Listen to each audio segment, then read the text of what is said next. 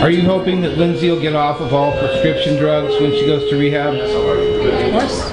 Of course, I mean, that's been our goal, our mission all along.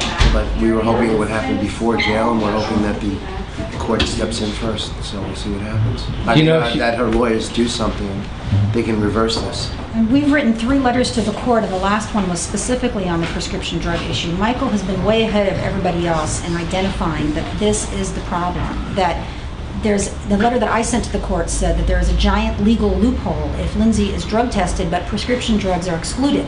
And we all have to wake up to the fact that prescription drug abuse is the 2nd most prevalent form of drug abuse in the United States right now, second only to marijuana. Yeah. And if we ignore prescription drug abuse, we're ignoring an enormous problem. It's not enough to say a doctor gave it to her, so it must be okay. You know, this city is littered with the bodies of dead celebrities dead from prescription drug abuse. Michael Jackson, Anna Nicole Smith, Elvis Presley, Marilyn Monroe, the list goes on and on. And Michael's determined that Lindsay's not going to be on that list. No, absolutely not. And, a big part of it, you ask what some of the part of the equation that I think is important, it isn't only with regard to getting off the prescription drugs, but it's also the people she surrounds herself with. And, Does Lindsay have a religious background at all? Totally. I mean, I'm surprised she never said it. It's scary to see where she's come and where she's come to and where she was before.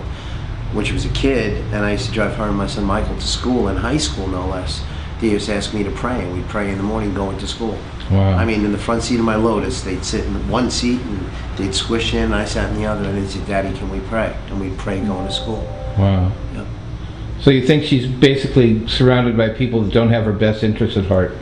And if they would have listened to Lisa and would have listened to me, things might have been a lot different for Lindsay.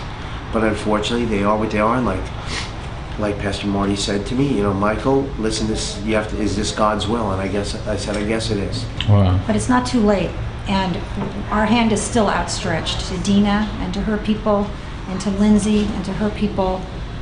We want to help, and I think Lindsay needs an attorney who's going to fight for her in court, who's going to file an appeal for her, who's going to fight for her liberty.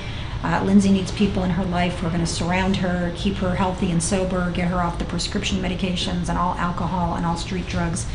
And Michael and I are not going to give up. I mean, Michael's an inspiration to me because he does not give up. You look up perseverance in the dictionary, there's a picture of Michael Lohan. He does not give up. He does not give up. Do you think there's any hope for Lindsay to be released from jail on appeal?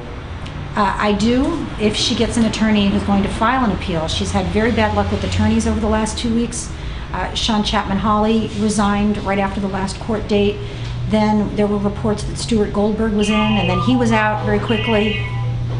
And Robert Shapiro was in, and then he was out yesterday on the eve of her incarceration. Do you know why Robert Shapiro would all of a sudden disappear like that? I don't know why. I can speculate. A disagreement with the client.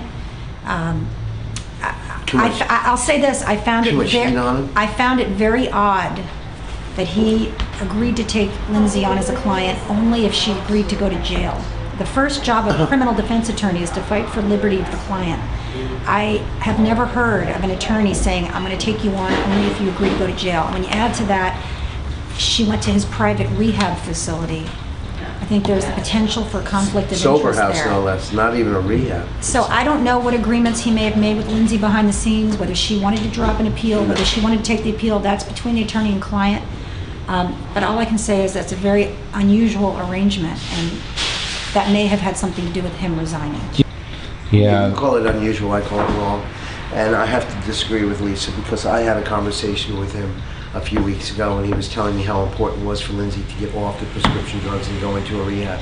And then he put her in a sober house, which to me was extremely hypocritical. And from a legal standpoint... Because she could still get prescription drugs there. Yeah. I mean, she was still on them in the sober house. The sober house is for people that are sober, completely off everything. You can't just, even if you're just taking one prescription, that's not a place for a person that's going into a sober house. Yeah. Can you excuse me for a second?